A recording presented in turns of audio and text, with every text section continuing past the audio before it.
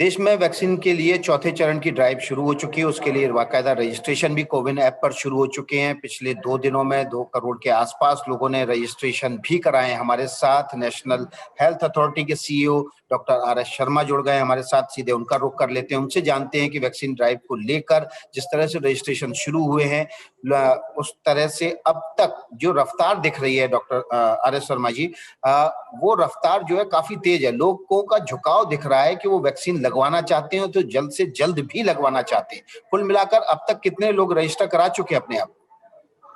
देखिए, हम लोगों ने ये जो रजिस्ट्रेशन था कोविन पोर्टल पर 18 साल से ऊपर के लोगों का, उसको हमने 28 तारीख को 4 बजे प्रारंभ किया था और 28 के 4 बजे शाम से लेकर के रात के 12 बजे तक करीब 1 करोड़ 37 लाख लोगों ने रजिस्ट्रेशन कराया। उसी तरह से कल 29 तारीख थी, 29 तारीख को करीब 1 करोड़ 5 लाख लोगों ने कराया। तो इस प्रकार से 2 करोड़ 42 लाख लोग अब तक करा चुके हैं और अब सवेरे से लेके आज तक मुझे लगता है 8-9 लाख आज भी अभी हो चुका है। तो करीब 2.5 करोड़ लोगों ने पिछले 2.5 दिन में ये रजिस्ट्रेशन कराया है। जी, अब एक बड़ा सवाल ये है, जो लोग रजिस्टर कराने पहुंच रहे हैं कोविन ऐप पर, उनके सामने एक समस्या ये आ रही है कि उनको वैक्सीनेशन की तारीख नहीं मिल रही है, कोई विकल्प नहीं आ रहा है। वो बाकी विकल्प तो चूज कर पा रहे हैं, लेकिन किस तारीख को उनको टीका लगेगा, किस जगह पर लगेगा, ये विकल्प उनके सामने नहीं आ रहा है। कब मिलेगी उनको तारीख? देखिए, ऐसा है कि सभी राज्य सरकारें और प्राइवेट हॉस्पिटल्स, जैसा कि आप जानते हैं 50% जो वैक्सीन हैं वो भारत सरकार सप्लाई कर रहा है राज्य सरकारों को। उनके सरकारी अस्पतालों के माध्यम से 45 वर्ष से ऊपर के लोगों का टीकाकरण इस वैक्सीन से होगा। साथ ही साथ राज्य सरकारें भी डायरेक्टली जो प्रोड्यूसर्स हैं उनसे खरीद रही हैं, जो हॉस्पिटल्स हैं वो भी खरीद रहे हैं। तो वो लोग भी अस्पतालों के माध्यम से और बाकी संस्थाओं के माध्यम से टीकाकरण का कार्यक्रम चालू करेंगे। और जैसा कि आप जानते हैं, तीसरा चरण जो है 1 तारीख से चालू होगा, कल से चालू होगा। तो बहुत से राज्य सरकारों के पास कल वैक्सीन आ जाएंगी और कल वैक्सीन के हिसाब से वो अपने जो शेड्यूल हैं वैक्सीनेशन के वो डिक्लेयर करेंगे। और जैसे ही वो शेड्यूल डिक्लेयर करेंगे, हमारे जो लोग हैं जिन्होंने रजिस्ट्रेशन कराया है वो उन शेड्यूल्स को देख सकेंगे और अपनी बुकिंग करवा सकेंगे और अपना टीका लगवा सकेंगे। तो ऐसा नहीं है कि सारे के सारे राज्य कल से ही पूरी तरह से स्टार्ट कर देंगे, लेकिन बहुत से राज्य स्टार्ट करेंगे, कल से स्टार्ट करेंगे, कुछ परसों से स्टार्ट करेंगे। तो इस तरह धीरे धीरे जो वैकेंसीज आती जाएंगी वो वैकेंसीज लोगों को दृष्टिगत होती जाएंगी और लोग अपना उस पर रिजर्वेशन करवा सकेंगे। जी, आर शर्मा जी, एक बड़ा सवाल ये है कि जिन लोगों ने अपना रजिस्ट्रेशन कराया उनको पता कैसे चलेगा कि उनकी तारीख क्या है और जगह कौन सी है जहां पर उनको वैक्सीन लगवानी है? कोई एसएमएस आएगा उनको, या उनको वापस उसी ऐप पर जाके, कोविन ऐप पर जाके बार बार अपनी तारीख के लिए ऑप्शन पर को देखना होगा, क्लिक करना होगा? ये बहुत अच्छा प्रश्न आपने पूछा है। जैसे जैसे स्टेट्स आते जाएंगे प्लेटफॉर्म पर, वैसे वैसे कोविन प्लेटफॉर्म की तरफ से हम लोग वेरियस माध्यमों से, चाहे सोशल मीडिया हो या नॉर्मल हो, हम लोग बताते जाएंगे कि ये हॉस्पिटल्स और ये प्रदेशों के इन जिलों में वैक्सीनेशन की तारीखें और वैक्सीनेशन का कार्यक्रम निश्चित हो चुका है। आप जाके रिजर्वेशन करवा लीजिए, नंबर 1। नंबर 2, अभी हमने ये सिस्टम बना दिया है और आप जाके देख भी सकते हैं कोविन पोर्टल पे कि आपको बिना लॉगिन किए हुए ही आप जो है देख सकते हैं कि कहां कहां वैक्सीनेशन कब कब से उसके शेड्यूल आ गए हैं।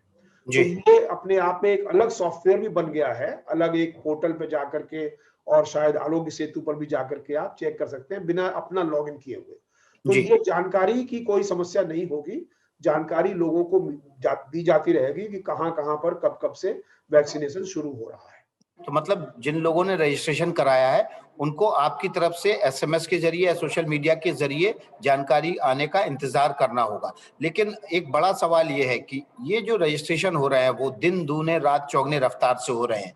कोविन ऐप किस लिमिट तक ये रजिस्ट्रेशन करेगा? क्या जब तक पूरी आबादी रजिस्टर्ड अपने आप को नहीं कर लेती तब तक ये जारी रहेगा, या आपने कोई एक लिमिट रखी हुई है उसके बाद आप इसको स्टॉप कर देंगे ताकि उतनी आबादी 4 करोड़, 5 करोड़ या 10 करोड़ पहले वैक्सीनेट हो जाए और उसके बाद नए रजिस्ट्रेशन लेना शुरू करेंगे? देखिए, पहली बात तो मैं स्पष्ट कर दूं, आपने अभी कहा कि एसएमएस के माध्यम से हम उनको सूचित करेंगे कि आपके यहाँ पे शुरू हो गया है। ये सही नहीं है, क्योंकि हम नहीं जानते हैं कि जिसने रजिस्ट्रेशन कराया है वो अपना वो किस जगह के लिए चाहते हैं, कहां पर वो अपना वैक्सीनेशन कराएंगे, क्योंकि यहाँ पूरी स्वतंत्रता है कि आप रजिस्ट्रेशन करा सकते हैं और उसके बाद जो भी वैक्सीनेशन सेंटर पे आप वैक्सीन कराना चाहते हैं उस सेंटर को चुन सकते हैं। तो हमें पहले से नहीं पता है कि क्या सेंटर चुनेंगे, इसलिए हमारे लिए संभव नहीं है कि हम उनको SMS के माध्यम से बता सकें कि सेंटर पे चालू हो गया है। That is number 1। नंबर 2, जहां तक सवाल है कि जो कोविन प्लेटफॉर्म है उस प्लेटफॉर्म पर कोई सीमा नहीं है कितने लोग रजिस्ट्रेशन करा सकते हैं। आप स्वयं देख लीजिए कि 8 घंटे में करीब 1,37,00,000 रजिस्ट्रेशन हुए और उस 8 घंटे में करीब हम लोगों ने देखा कि 55,000 लोग प्रति सेकंड के हिसाब से सिस्टम को हिट कर रहे थे। 55,000 प्रति सेकंड, तो ये काफी बड़ा नंबर है। तो सिस्टम की कैपेबिलिटीज में कोई कमी नहीं है, सिस्टम के स्केल में कोई कमी नहीं है, ठीक है ना। ये आप कर सकते हैं, इसमें कोई समस्या मुझे नजर नहीं आती है। कुल मिलाकर ये है कि अगर मैं आज रजिस्ट्रेशन करा लेता हूं अपना कोविन ऐप पर जाकर या वेबसाइट के जाकर, और तारीख मैं अपनी खुद चुन सकता हूं, स्थान भी अपना खुद चुन सकता हूं। जी बिल्कुल, तारीख भी, स्थान भी। और अब तो क्योंकि प्राइवेट सेक्टर वाले लोग जो बताएंगे कि कौन सी वैक्सीन दे रहे हैं और उसकी कीमत क्या है, ये भी कोविन प्लेटफॉर्म पर आपको मिलेगा। तो आप केवल तारीख और स्थान ही नहीं बल्कि अपनी वैक्सीन भी चुन सकते हैं। ये भी संभव है। लेकिन वो समस्या वही आएगी कि तारीख उसको पता कैसे चलेगी। आप कह रहे हैं SMS के जरिए नहीं हम सूचित करेंगे, तो आपको वापस ऐप पर ही जाना पड़ेगा, वेबसाइट पर ही जाना पड़ेगा और फिर से आपको वहां सर्च करना पड़ेगा। भाई रिजल्ट, अगर मान लीजिए आपको बुकिंग करानी है तो किसी भी चीज में बुकिंग कराने में तो आपको पता लगाना पड़ता है ना, कौन सी ट्रेन से जा रहे हैं, कहाँ जा रहे हैं। बिना ट्रेन का जाने हुए बुकिंग आप नहीं कर सकते हैं ना। तो इसीलिए आपको जब आपने रजिस्ट्रेशन करा दिया है तो जब आप बताएंगे कि हम कहाँ लेना चाहते हैं वैक्सीन और किस तारीख को लेना चाहते हैं, ये तो आपको सूचना देनी पड़ेगी, सिस्टम थोड़ी बताएगा आपको जी। तो इसलिए तो जाना ही पड़ेगा वेबसाइट पे। और उसके अलावा विकल्प क्या, वेबसाइट पे या टेलीफोन के माध्यम से, जो आपका मोबाइल फोन है उसके माध्यम से, आरोग्य सेतु के माध्यम से। और हम लोग अब अगले 2-4 दिनों में थर्ड पार्टी एप्लीकेशंस को भी अलाउ करेंगे कि वो लोग उनके एप्लीकेशंस के माध्यम से भी आप बुकिंग कर सकते हैं। तो ये सारे सिस्टम्स धीरे धीरे और ज्यादा व्यापक तरीके से हम लोग इसको विस्तार करेंगे। जी, एक महत्वपूर्ण सवाल ये है कि जो 45 साल से ऊपर के लोग हैं उनका टीकाकरण जो चल रहा है और ये जो नया चरण शुरू होगा टीकाकरण का, क्या ये इनके लिए सेंटर अलग अलग बनाए जाएंगे या एक ही सेंटर पर तीनों उम्र वर्ग के लोग जो हैं उनका वैक्सीनेशन होगा? ये निर्भर करेगा राज्य सरकारों पर, बिकॉज जो केंद्र सरकार के जो वैक्सीन जा रही हैं अब तक की पॉलिसी के मुताबिक उन वैक्सीन को 45 वर्ष के ऊपर के लोगों को लगाना है। और जो सरकारी केंद्रों में इस प्रकार की जो व्यवस्था चल रही है वो चलती रहेगी। इसका मतलब इसमें कोई व्यवधान नहीं होगा, जो 45 वर्ष के लोग हैं उनको टीका लगता रहेगा पहले की तरह।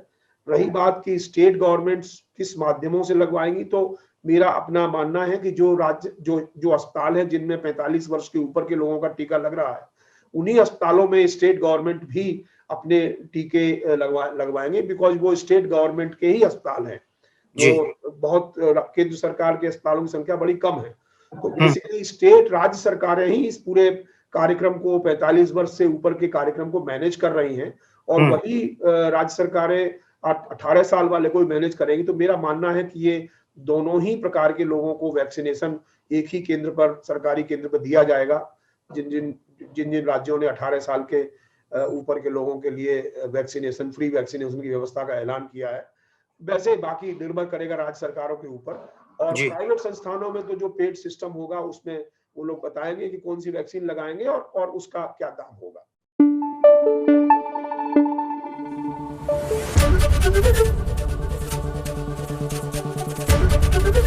ABP न्यूज आपको रखे आगे।